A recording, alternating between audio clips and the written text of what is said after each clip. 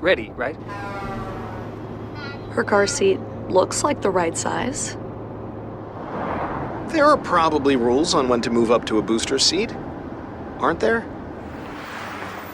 Rear facing, forward facing? I think I have it right.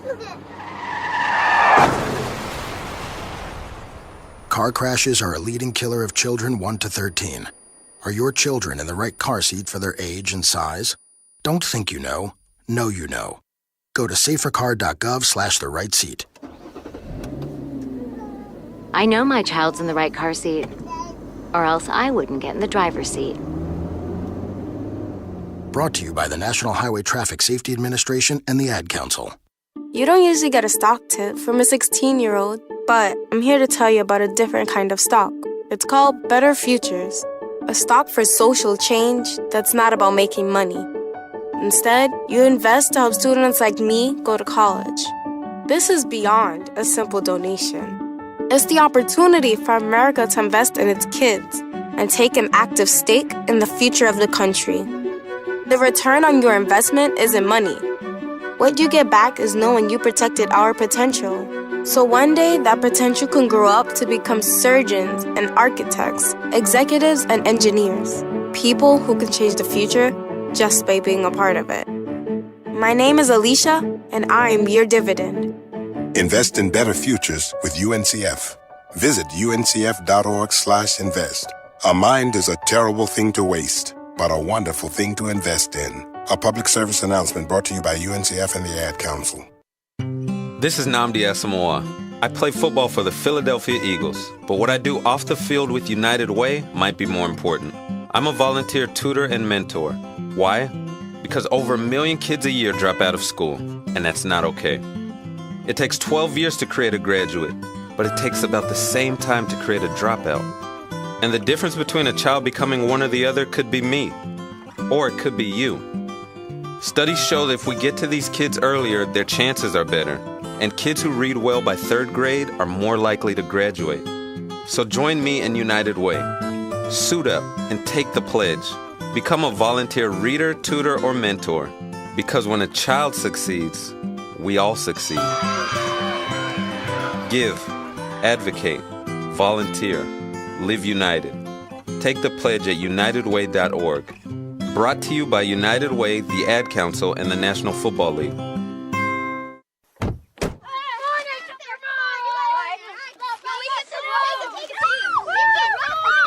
They'll challenge your authority. They'll try to break your will. They'll push you to the edge of your sanity. Because that's what kids do. But this car is your territory, not theirs. Defend it. Who makes the payments? Who cleans it? Who drives it? You do. That's who. And in here, your word is law. So when you say you won't move until everyone's buckled up, you won't budge an inch. Until you hear that click. Never give up until they buckle up. A message from the National Highway Traffic Safety Administration and the Ad Council.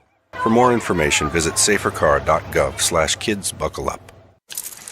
Let's go inside the mind of a 10-year-old. I should have worn those earrings today. I like those earrings. Gabby has those awesome earrings. I need to ask her where she got those, but that's just what she would want me to do. I'll have Michaela ask her for me. Buckle up, Sarah. Yeah, but then Michaela will be like, why don't you just ask her yourself? That's just like Michaela. Sarah, buckle up. Michaela's such a great name. I wish I was called Michaela. There's like a dozen Sarahs in my class. Hey, we're not hitting the road until you buckle up, honey. Oh yeah, seatbelt.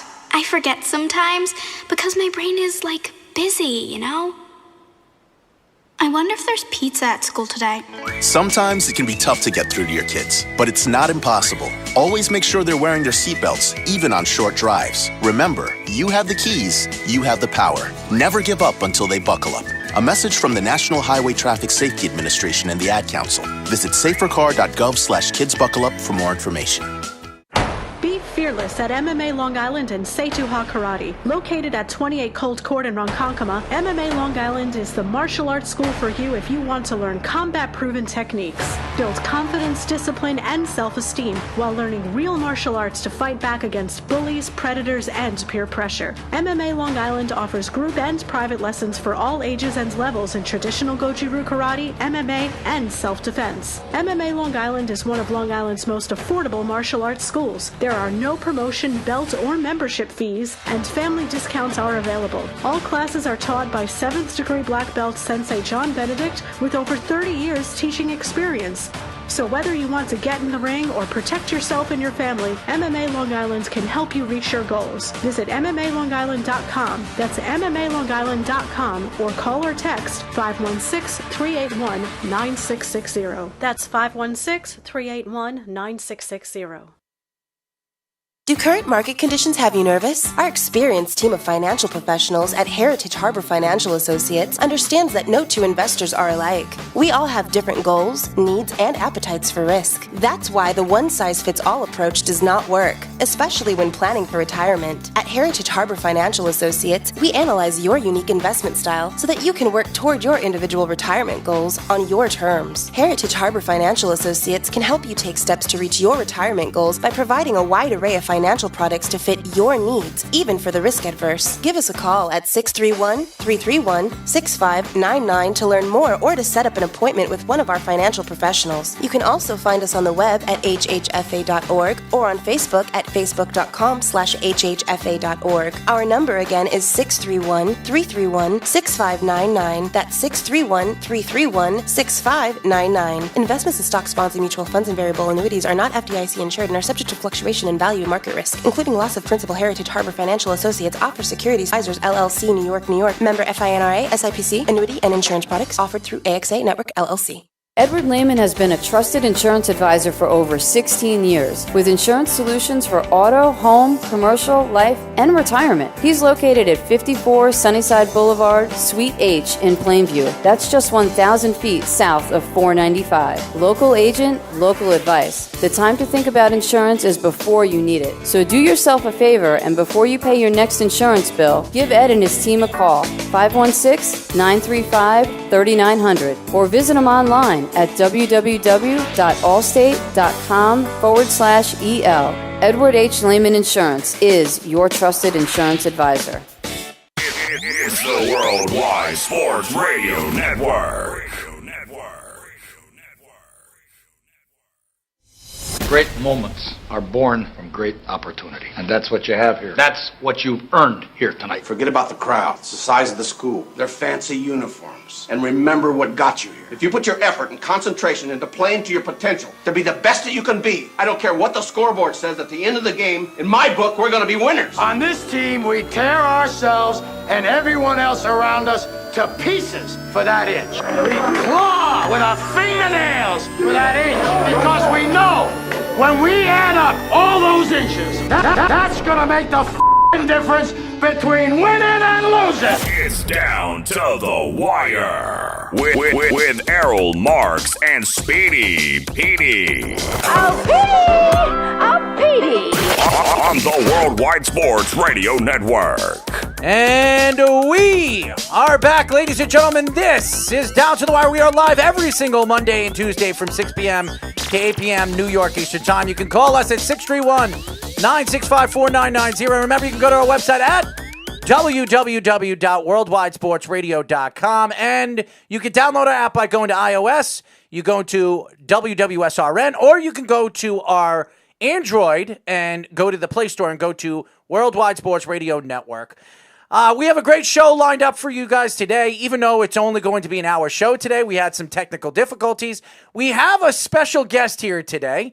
As you guys know him as Mark. He was part of the Morning Boys with Ryan Hickey, but we have him in studios today. So what's going on, Mark? How are you? Hey, guys. It's great to be here. Thank you so much for having me here. I guess what was an error makes up with me being here, so I get rewarded for something going wrong.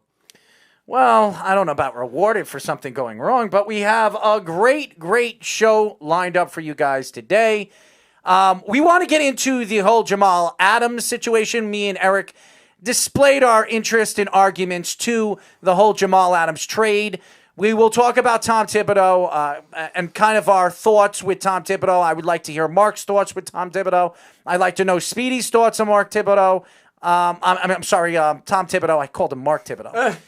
And we're going to get into the whole baseball situation with the New York Yankees. We have a hot New York Yankee hitting the ball, and Aaron Judge. We'll get into that a little bit later. We have an hour to get into it, so we're not even going to go into what happened all over the weekend and and obviously the weekend crunch. So why don't we get into the whole Jamal Adams situation? And I said it very, very easy and straightforward on the weekend crunch this weekend with Eric Coleman. And I said that Jamal Adams has been an absolute baby since he's come to the New York Jets organization. The Jets gave him the opportunity in the 6th pick of the first round a couple of years ago, about 3.5 years ago, and took Jamal Adams. There were a bunch of teams that passed over on him. I don't know why they passed on him. I thought he was the best player in the draft, maybe the second or third best player in the draft. It was very surprising that the New York Jets passed on him. But not only that, when you look at the Jets organization as a whole, you look at the ingredients of non-success. The New York Jets have not been a successful organization for a very, very long time. They haven't won a Super Bowl since 1969. The ownership went, not only when you talk about the ownership going back and forth with new owner after new owner after new owner, the Johnson family took over the Jets organization in the early 2000s. And this has been a complete shamble of an organization since they've taken over. Rex Ryan took over for Eric Mangini. He had 2 successful years, and then everything started falling apart and tearing apart from the team that Eric Mangini built. Then you look at the team as a whole right now, and you go up and down the rosters. Where are their superstars? You look at their quarterback. Is Sam Darnold a superstar? We don't even know if he can stay in for a full season. He hasn't had a full season since USC. He has not played a full season. He had a leg injury his first year. Then he had mono his second year. This is a kid that's played very well in the second half, but up and down really for the New York Jets. And you bring in C.J. Mosley. Now C.J. Mosley has opted out of the season because of COVID-19. So this will be a second year that the Jets lost C.J. Mosley for a whole season. He did. Gee whiz. Yeah, you didn't hear about that? No, I did not hear about that. Well, he opted out of the contract. So that's just another problem the New York Jets have. But all in all, when you look at this organization, and I can argue where the Jets are or what the Jets are as an organization, where Joe Douglas is in the draft. We don't know what this draft is going to put on, give the Jets that opportunity to be a good team. We don't know what Mekhi Beckham is going to be. We don't know what Mims is going to be. We don't know what Ashton Davis is going to be. We don't know what any of their top draft picks are going to be. And that's what usually happens when you go into the draft. You kind of nitpick and you try to get the best player available on your draft board. And that has had crazy people in their locker room. Let's go up and down their roster. Geno Smith a couple of years ago gets knocked out by their linebacker and gets his jaw broken, and he was out for practically the whole season. And then that gave Fitzpatrick an opportunity to really completely explode with Brendan Marshall and Eric Decker, and they had both of those guys, some of their best years as a player in the NFL, and they still didn't make the playoffs that year. You look at this team as a whole, and I know a lot of people are going to look at the Jets, and I'm a Jet fan, and I'm an honest Jet fan. Is this team ever going to win? That is going to be the question. We talk about the Browns. We talk about the Miami Dolphins. We talk about all the Bengals, the Cincinnati Bengals. How many times have they gone into the playoffs, and how many times they've lost in the first round with Andy Dalton and that bag of idiots, okay? But all in all, you look at the Jets as an organization. You have a player like Jamal Adams who wanted to bring in Le'Veon Bell, begged practically Le'Veon Bell to come to the team and telling him that we want to win a championship together. We want to win multiple championships together.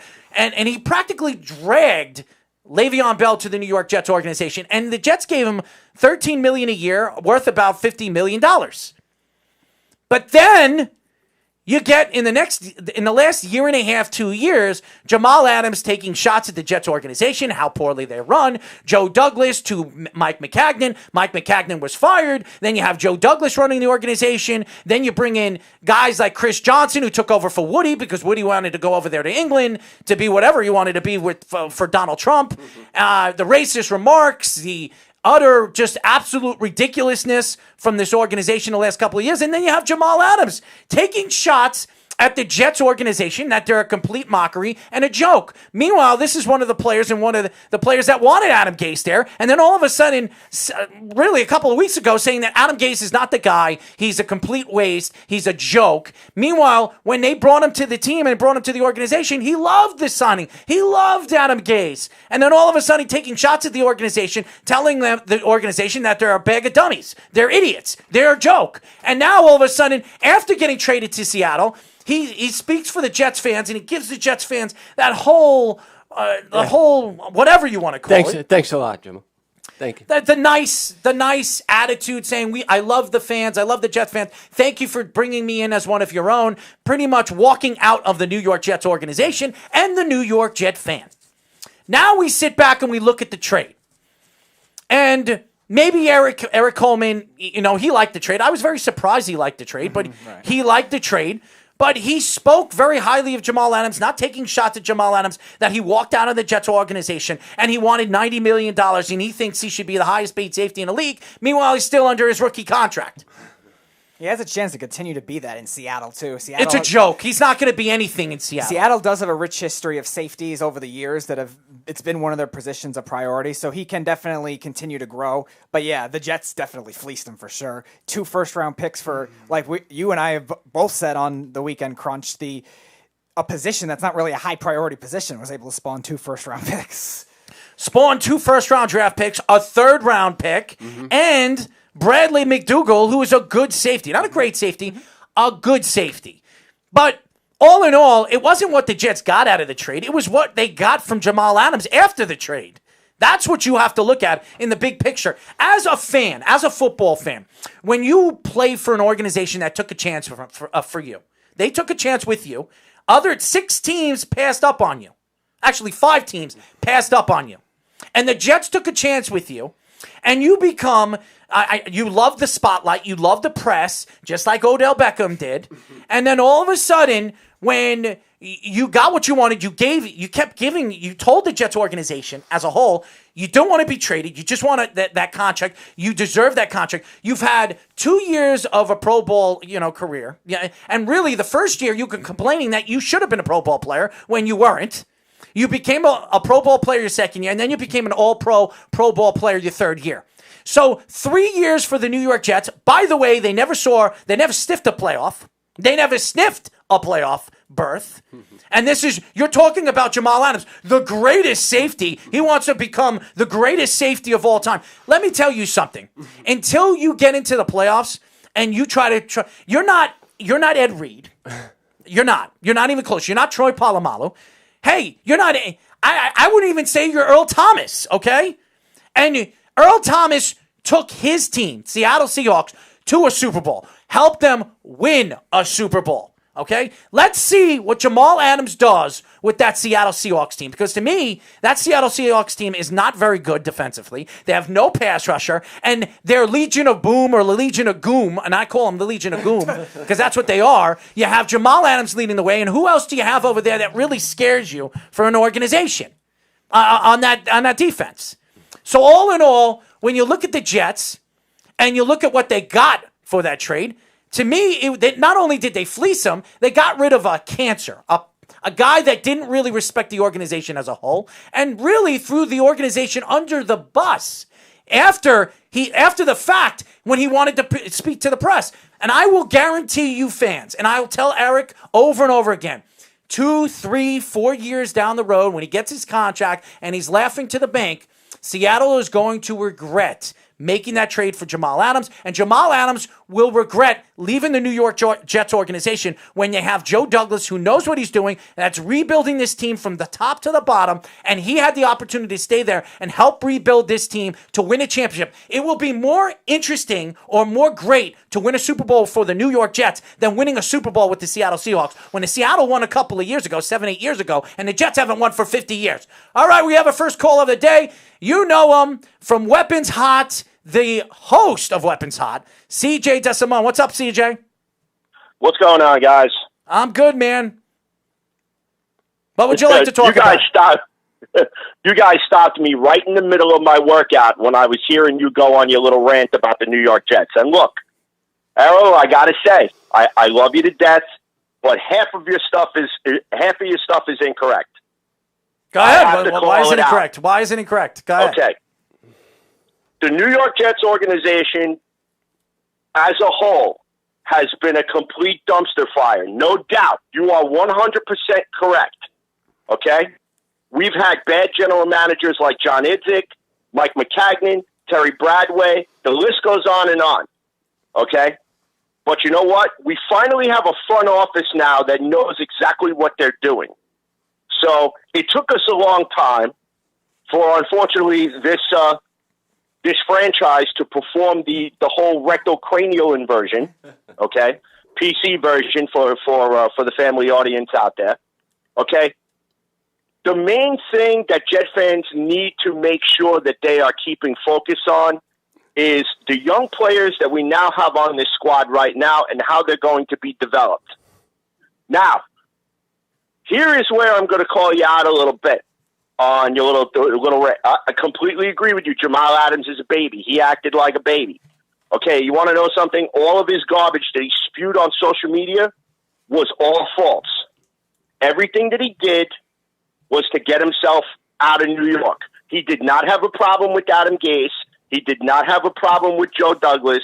He wanted to get paid, and the reason being is because I think, now this is just my personal opinion, that the outside people, mainly his father, Mr. George Adams, who we remember, was drafted by the New York Giants in the mid-'80s, I believe, and turned out to be a scrub. Am I right? Mm-hmm. Okay, so I can almost, on a stack of Bibles, guarantee you that Jamal Adams has his dad in his ear saying, you got to get your money, you got to get your money, you got to get your money. Okay? If Jamal Adams wanted out of the New York Jets organization that bad, he could have made a stink about it last year. He did. Okay, he probably could have even made a stink about it the following the past offseason. CJ, he did make a stink about it last year. He said it in the middle of the season. Not only did he say something in the middle of the season, after one of the games, I think it was week 6 or week 7, when he was speaking about how bad the team played, and he never said anything how bad he played. He just took shots at the team, saying that, right. I'm not going to mention any players. But we played like crap. We played like crap. I feel that I put my heart out on him. It was okay for him to go 4-12 and 5-11 on the Todd Bowles. Hey, it was okay for him to be misused and mismanaged under Casey Rogers. Mm-hmm. Let me ask you. Meanwhile, Greg Williams put the player in a situation to succeed, and mind you, okay, and now we're going to go back to his rookie season. Mm-hmm. Marcus May was a better player than Jamal Adams. No question. If Marcus May didn't get hurt in his rookie year, Marcus May goes to the Pro Bowl. No question. In his rookie season. And Marcus May is going to get a nice contract from the New York Jets at the end of this season. They're not going to have to pay him $90 million. They'll pay him $45-50. If the guy could stay on the field, I guarantee you'll have more success. We'll talk about Marcus May maybe 2-3 years down the road being a better player than Jamal Adams. Because to me, as good as Jamal Adams is on paper, when you look at his statistics, go look at the teams that they beat and look at the games that he won with, where the games that he beat them and he had all those interceptions were against teams that were terrible. Half of his sacks came against the Giants. Overrated teams.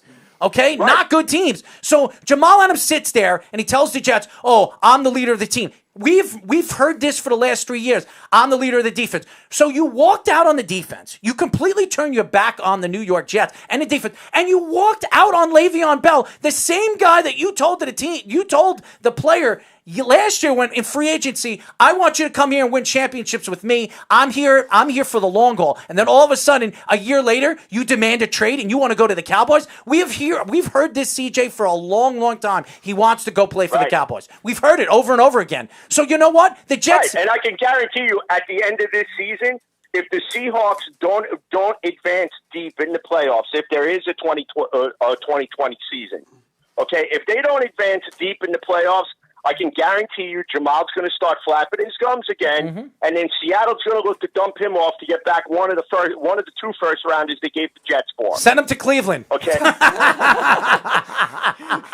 Him and Odell could go rot together. That's right. I mean, Odell Beckham is a joke. Odell Beckham is a joke. He used the press to really get traded. That's what he did. He used the press. He used his platform here in New York to get traded over there to Cleveland. And then you saw Jamal Adams. He wanted to get traded. He didn't go to the Cowboys. He didn't go where he wanted to go. We all know where Odell Beckham wanted to go. He wanted to go to the LA Rams. And he didn't get traded there. The Giants obliged him, and they traded him to the Browns because they got as much as they can for him. Jamal Adams got the same thing. He got traded to a team that he didn't want to go to, but he went there anyways. And now all of a sudden he cried. Did you hear what he said? Did you hear? I mean, I read a story that he said when he heard that he got traded to the Seattle Seahawks, he cried in happiness and joy. Are you kidding me? Yep. And then you apologize to the New York Jet fan and saying that I love being a New York Jet and thank you for being. No, he's a joke. He's a joke. He's been spitting in the face of New York Jet fans since the garbage where Joe Douglas took phone calls and he felt like that he was untouchable, like Tom Brady is untouchable. Meanwhile, there's no comparison whatsoever. So he should never mention himself in the same word as Tom Brady. And I hate Tom Brady. Okay? He should never mention himself in that company at all. Okay? So now, the bottom line is that Jamal Adams is a fraud. He's gone. The Jets got a haul for him. It's time for us to stop beating this subject to death and just move on. We're not really going to know who wins and who loses from this team or from this trade for at least 2 to 3 years. I already know. CJ, we already know who was going to win this trade. We already know, and I'm guaranteeing it. The Jets are not only going to win this trade, they're gonna fleece the Seattle Seahawks. We're going to be talking about this trade, Joe Douglas. This is going to change. This is going to put Joe Douglas on a pedestal as one of the best GMs in the league. I guarantee you. This trade is going to put him right up there. I'm right there with you in my belief in Joe Douglas. But you know what? It's still early. And you know what? We all thought the same thing of Mike McCagnon in his rookie year when the Jets went 10-6. And he won Executive of the Year, and then all of a sudden the wheels fell off the wagon for the next 4 years after that. He was Executive of the Year, and not because of his trades or none of his moves. He won Executive of the Year because he took over a team that Rex Ryan and Mike Tannenbaum built, and then 1 year of John Isnick, who actually pulled in draft picks, and then he completely. Who did he draft? Milliner? Who did he draft? He didn't draft Milliner. I'm sorry. Whatever. He took the kid from Rutgers. Oh, I'm sorry, Calvin Pryor. Yeah. Okay, that's who he drafted. Devin Smith. Devin Smith. Devin Smith. Yes, Devin Smith was great. Oh yeah. Every single player that he drafted was the only person that he drafted that was decent was Quincy Enunwa. Okay, everybody else garbage. Absolute garbage. And you go up and down McCagnon. Right. He brought Sam Darnold in, absolutely. But who wouldn't have drafted Sam Darnold? Me and you would have drafted Sam Darnold if he was sitting there at 3. Here's the thing, too, and I'm glad you brought up Sam Darnold because this is the other thing that I want to point out. Okay? Sam Darnold, going into his 3rd year, he should not be judged on his first 2 years. Yes, you want to say, oh, well, he had the ankle injury in his rookie season, and then he started coming back on. Okay, and then last year he gets mono, maybe his fault, maybe not his fault, and then he comes back and he's getting there, and then really starts to finish strong as they start heading down the stretch. There's not enough of Sam Darnold to portray whether or not he's a bust or he's not, and also he's played behind the NFL-ranked 31st and 32nd offensive lines in the NFL, which is second worst and worst in the NFL. There's nobody who could be productive behind that. But Sam Darnold found a way to be productive because last year's numbers were better than the year before. So why is everybody all of a sudden getting this wild hair that, oh, well, the Jets should finish 1-15 so we could go after Trevor Lawrence? What are you watching? What are you basing this on? Yeah. Okay? It's not as if that the New York Jets have the 6th-ranked or 7th-ranked offensive line in the league, and we're turning it over to a kid who doesn't know how to use it. This kid is basically running for his life on every freaking play. So we're ready to throw him to the curb? Then what was Mark Sanchez's excuse? Mark Sanchez, when he walked into this league, had the number 1 rushing attack and also the number 1 ranked offensive line in the NFL. Come on, guys. Yep. I mean, seriously, what are you basing Sam Darnold being a bust on?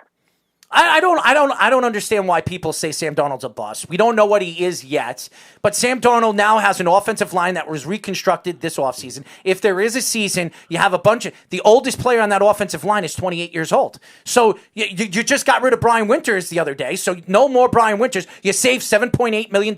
I told Eric Coleman that was going to happen. I said that they were going to drop Brian Winters as soon as they reconstructed that offensive line. They wanted to save $8 or $9 million because they're going to take that money and they're going to throw it into a Marcus May. They're going to throw it into one of their free agent players in the offseason next year. But not even that. What bothers me about Jamal Adams, and I know you're going to say, well, I'm wrong about this and I'm wrong about this. Is my opinion.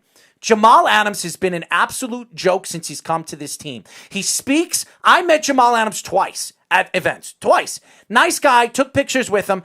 The problem with him, it's always me. It was never team. You're talking about a leadership. You want to talk about a leader.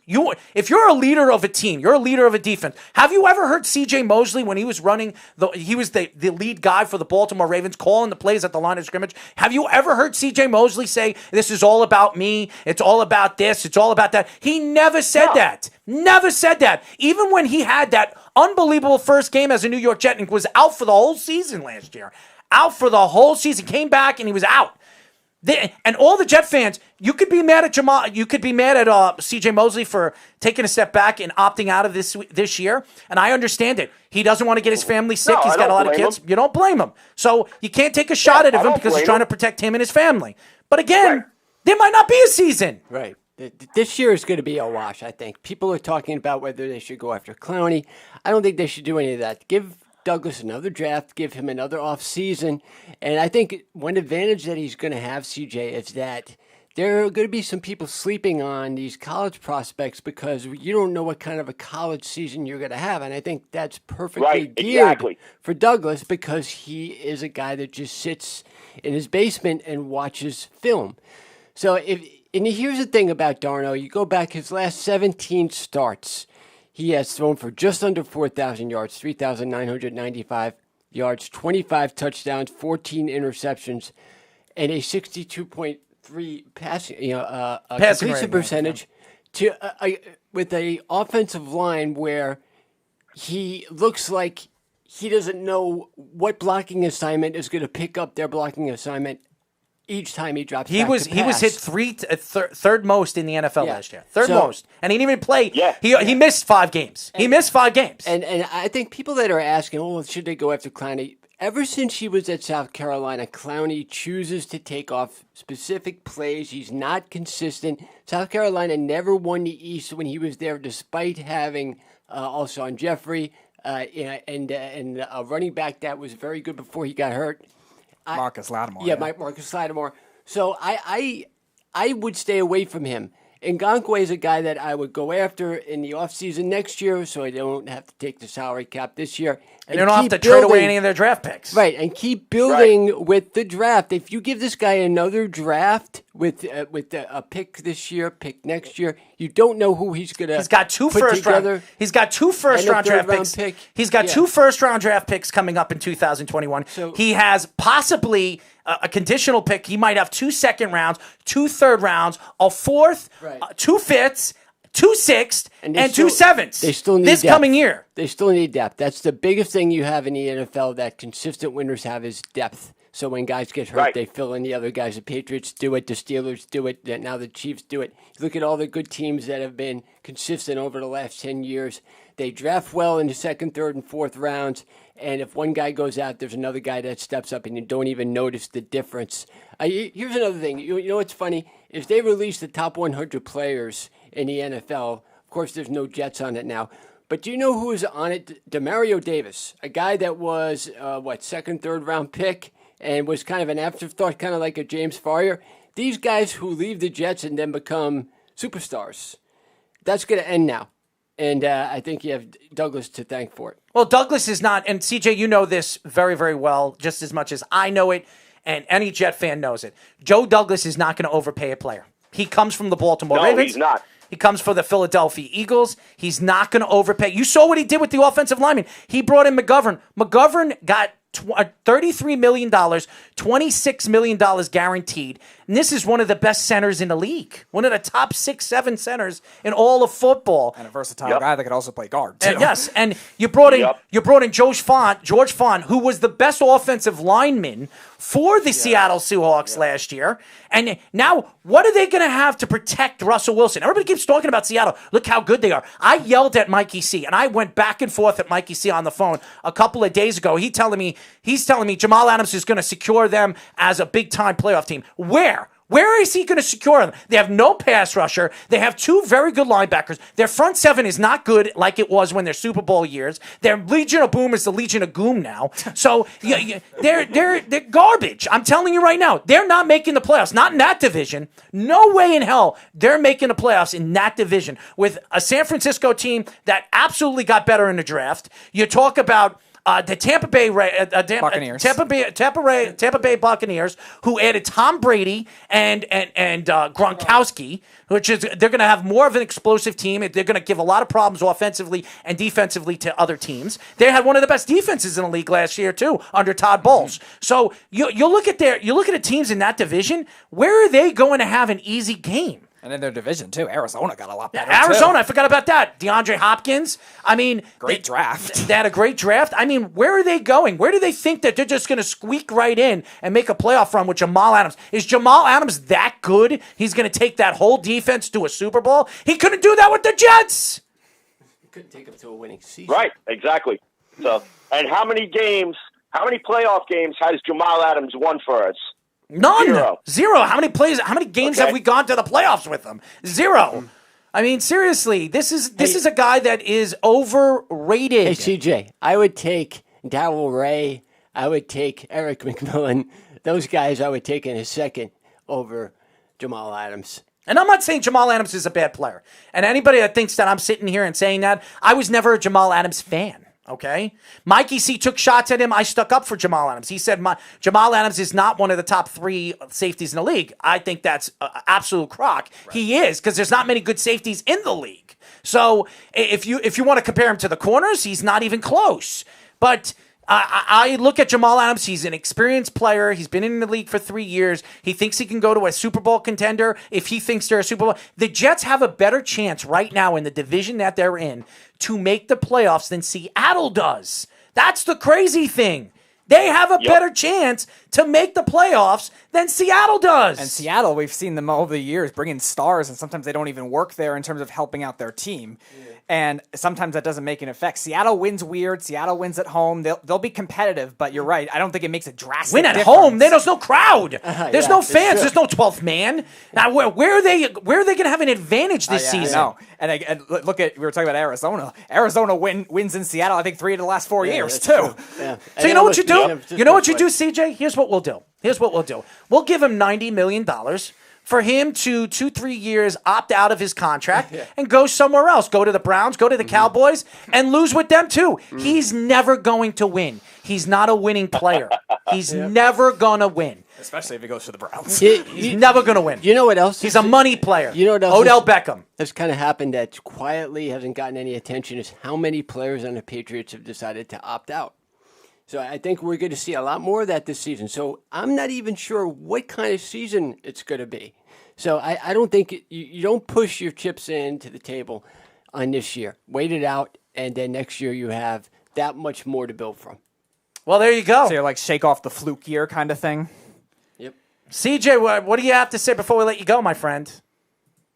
You know what? I actually kind of like the way Mark is viewing it. I mean, if I'm Joe Douglas and Adam Gase, I mean, granted, this year there's memorandums put out where they think that Adam Gase may not be the head coach at the end of this year. Probably not. And you know what?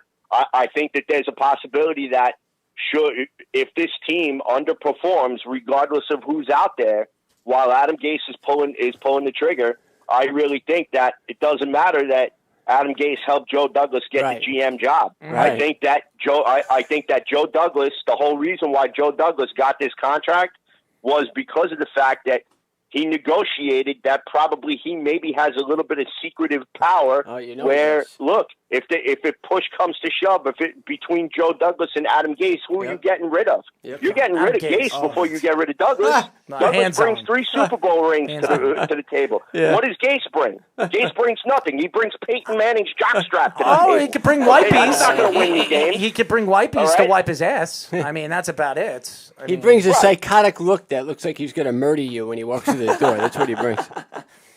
Listen. I'm going to stick up for Adam Gase. If you look at the teams he's ever coached, he's never coached good teams, and he's never had a starting quarterback for a full season. Say whatever you want. If you think Tannehill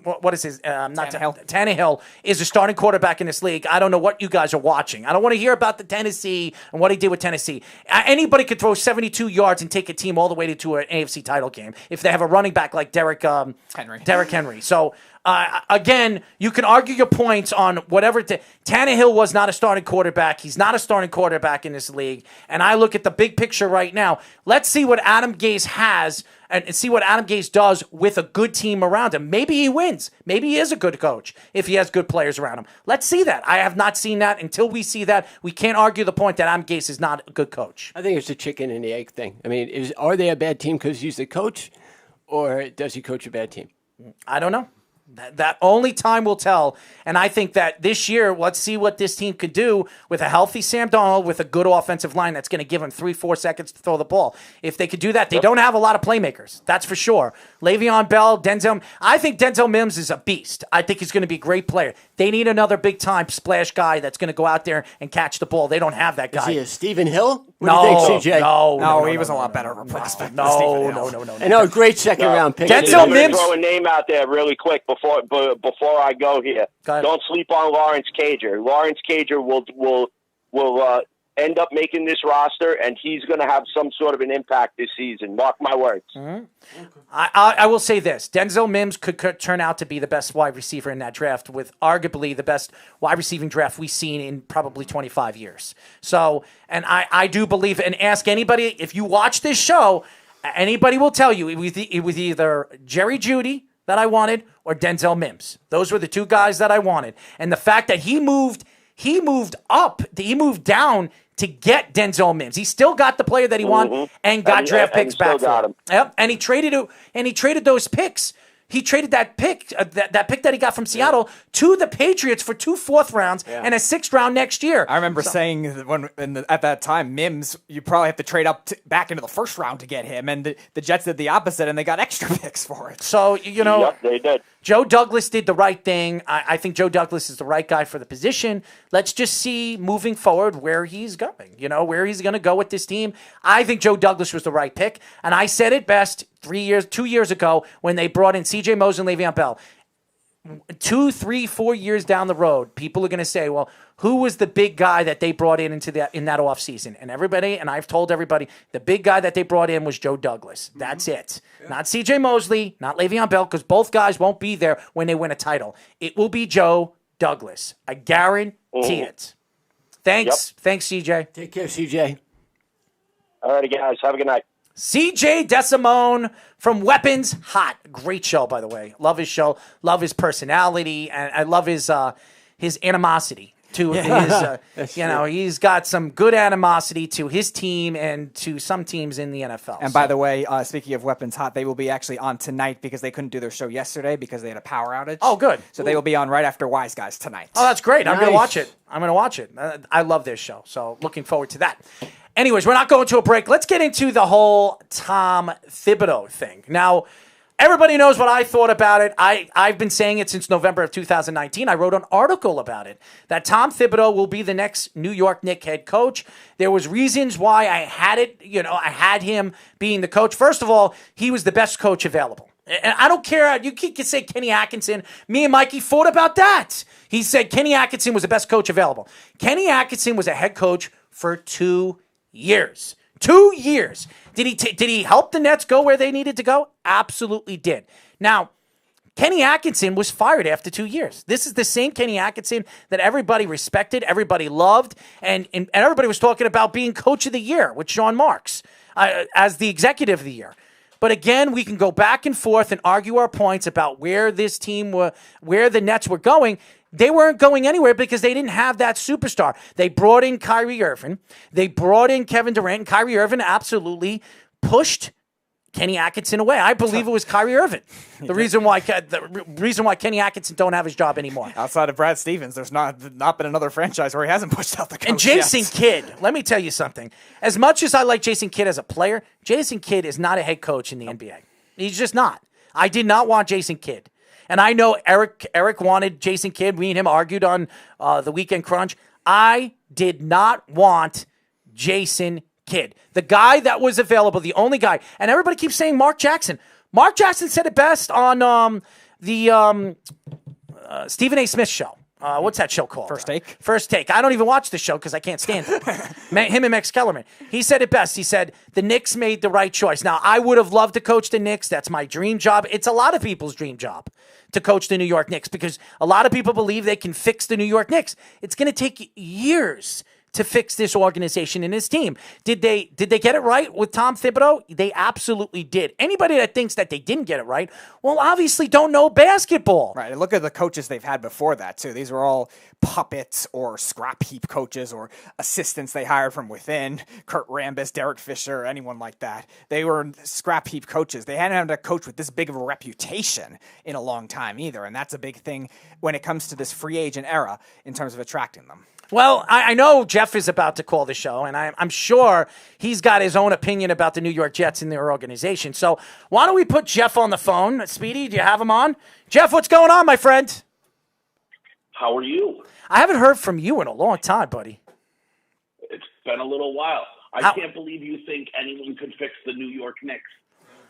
First of all, I think that if there's anybody that can fix the New York Knicks, it will be Tom Thibodeau. Now, I don't know, when you look at the team at right now on paper, do I think they can win with this team? No, I don't. Do I think they have pieces you can build around? I think Mitchell Robinson could be a piece. I think R.J. Barrett could be a piece. I think Frank Ntilikina looked like he got better this year. He looks like a good young player. He can play defense, and he's working on his offensive style of game, and he can pass the ball very, very well. I think they have pieces.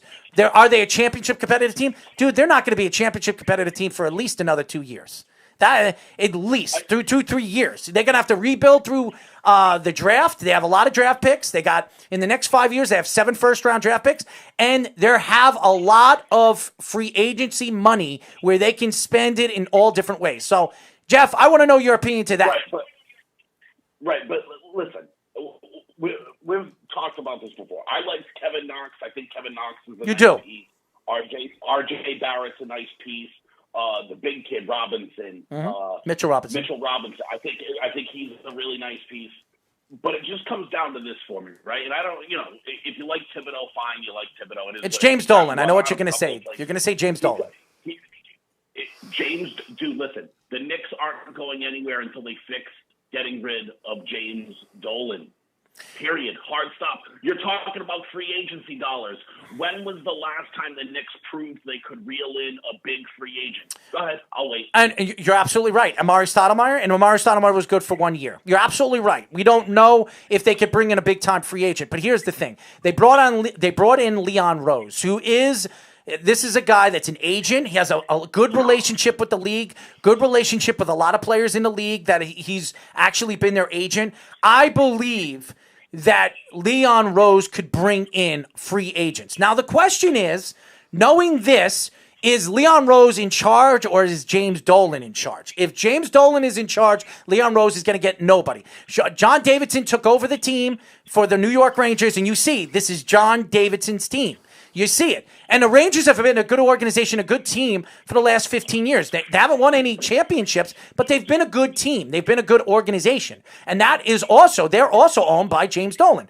The question is right now, when you look at Tom Thibodeau and you look at the New York Knicks right now as a whole, could they reel in a good free agent to play with R.J. Barrett?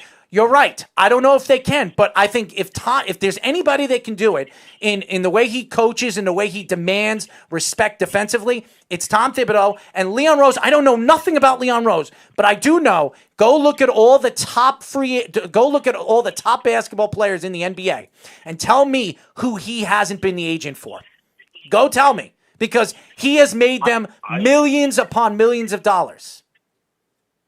Right, but now he's on the other side of it, though, right? Like, he knows and the players know, no one's taking a GM job so they can still take care of players. There's still a salary cap that you have to be under and things like that. So it's not like he's just, going to just be doing players favors by giving them whatever they want. It's not happening. No, and I agree with you. And the Knicks are not a hot spot, not a hot place to go anymore. You think of Madison Square Garden. Now people want to go over there and bust the Knicks up in Madison Square Garden. So we know that it's not a hot... I feel as though... Yep. Go ahead. And I feel as though the more James Dolan has become a pariah, the Oakley thing, kicking fans out that scream, sell the team or, whatever. The more he's become a pariah, the more he's tried to insert himself as like the authoritarian in that organization. And I feel as though he's trying to prove that he can do it. And that's a bad recipe for success. As you guys know, this is Jeff from Tampa, and I'm sorry to all the fans that this show wasn't 2 hours. We had some technical difficulties, but everything is up. So we have about 15 minutes left of the show. Jeff, before we let you go, and I want to get off the New York Knicks because we got baseball to get into. What do you think of the New York Yankees right now? Aaron Judge, 5-game hitting streak, a 6-game hitting streak for home runs. This guy is on a tear right now. I don't know if baseball is going to be around for the next 2 or 3 weeks if this COVID-19 starts to spread even worse than it has with the St. Louis Cardinals and the Miami Marlins. So what do you think about the Yankees and the way they're playing right now? And Aaron Judge has been on a tear. So is Giancarlo Stanton, by the way.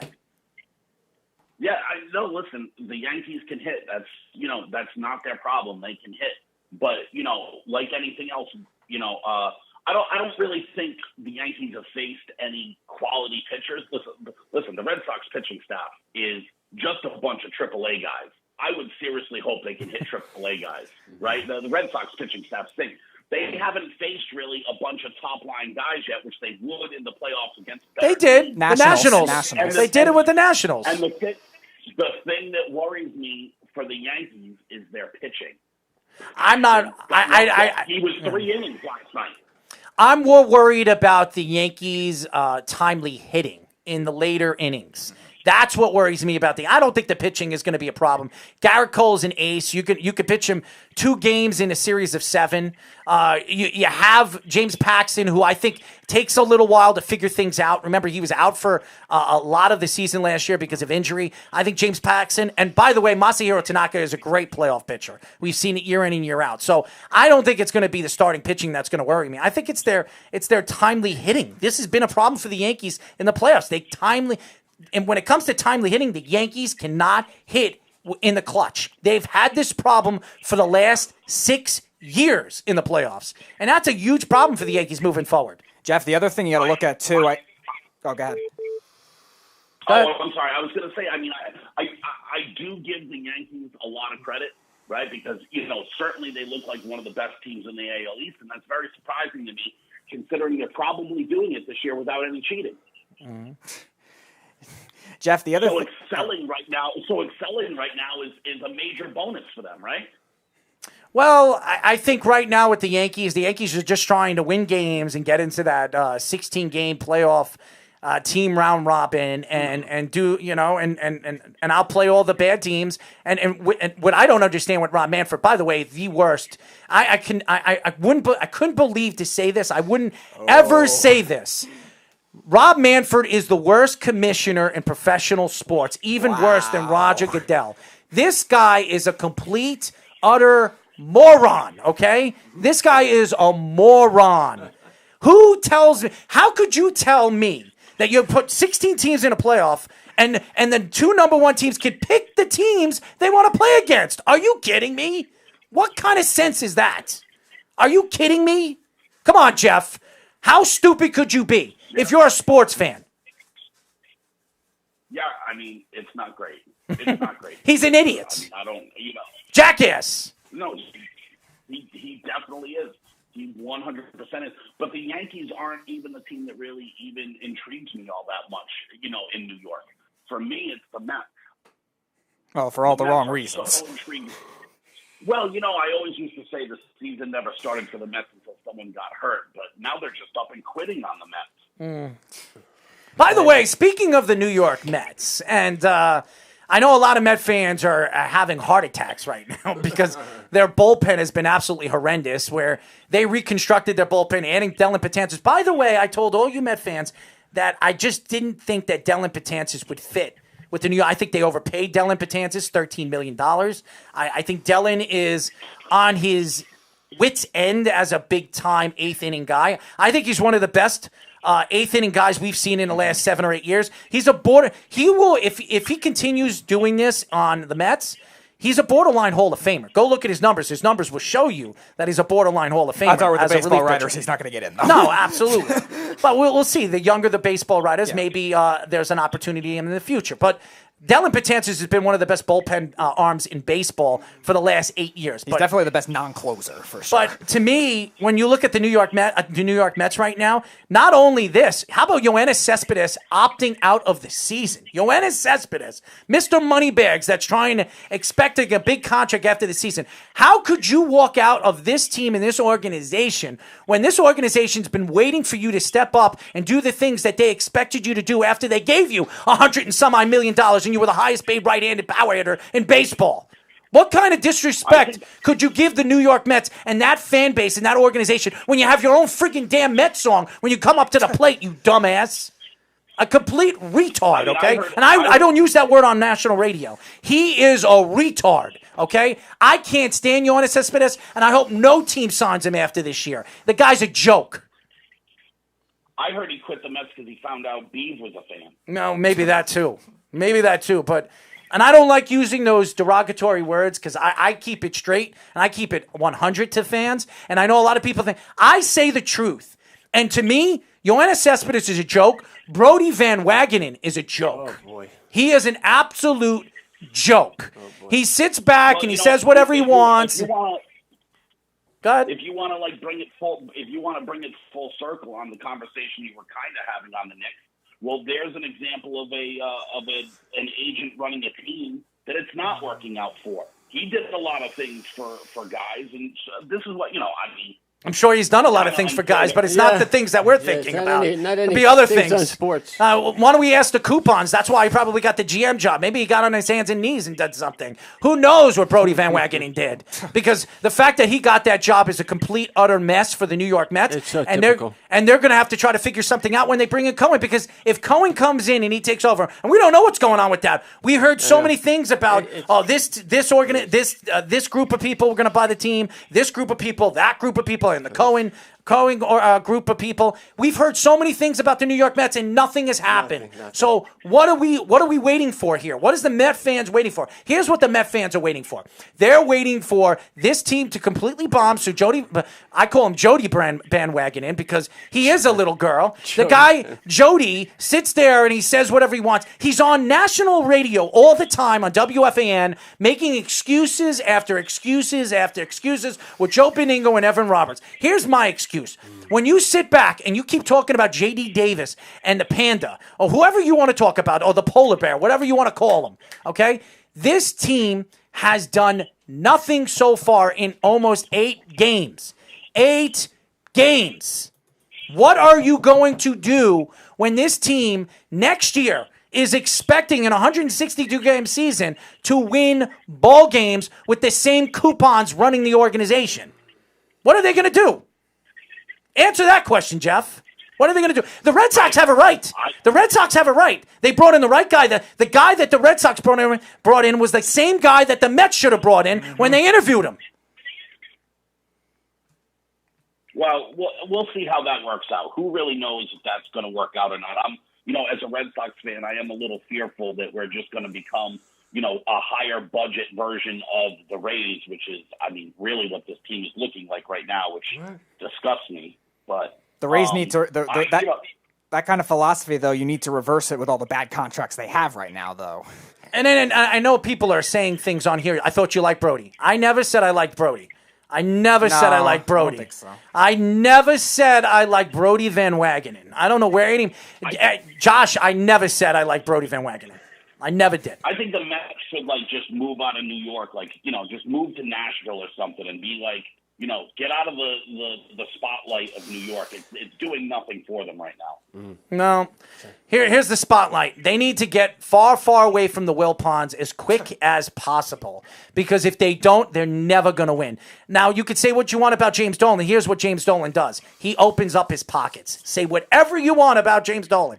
He opens up his purse. He's not afraid to spend money. Here's somebody that doesn't. The Wilpons. The Wilpons. They don't like opening up. Is correct with James Dolan.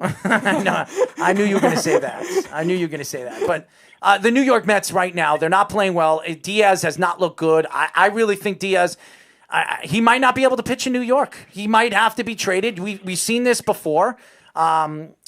We've seen this with the Yankees. Tons of relief pitchers that have come to the Mets in the past. Same thing happened with the Yankees. We see this with the Yankees all the time, too. 10 years ago with K-Rod, the same kind of thing. Saves record, great year for the Angels, one of the best closers in baseball. Comes to the Mets, he has one good year, and then he's nothing.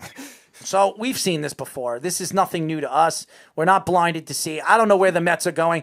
I don't think the Mets are a playoff team right now. I don't think the Mets are anything. And the fact that Yoenis Cespedes had the balls to say that he's going to opt out of his contract, he's still going to get paid, by the way. He can opt out for the season because of COVID-19 and still gets his $25 million. To me, it's a joke. An absolute joke. And he deserves every penny of it. Why is that? If you're dumb enough to pay That's true. If you're dumb enough to pay Yoenis Cespedes, you deserve everything that you get. You're absolutely right. You know what, Jeff?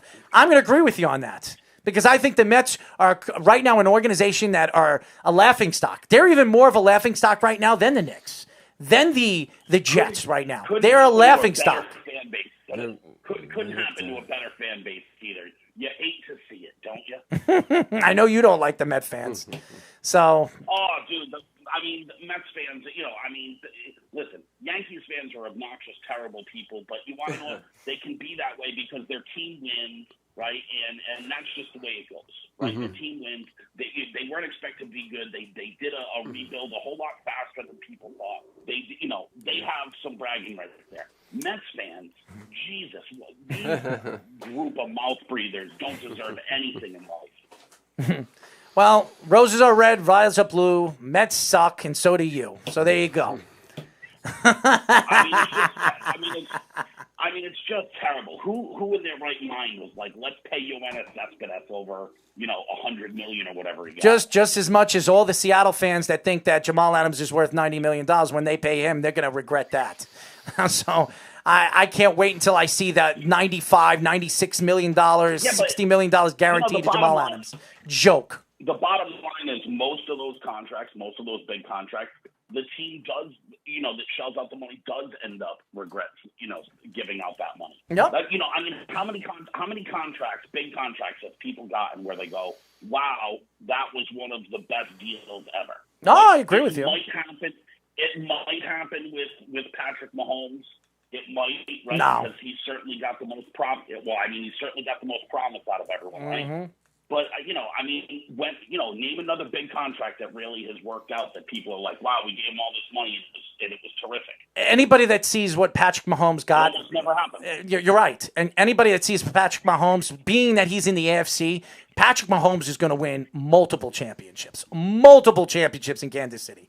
Absolutely. When you look at the big picture, so it's on. We lowered your mic because you were itching yourself. Okay. That's why we lowered that's why you're looking at your mic.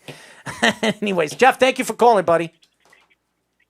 Oh, it's always a pleasure. I'm happy to see Speedy's misery over his Mets. You just love to see it, don't you? It's just so perfect.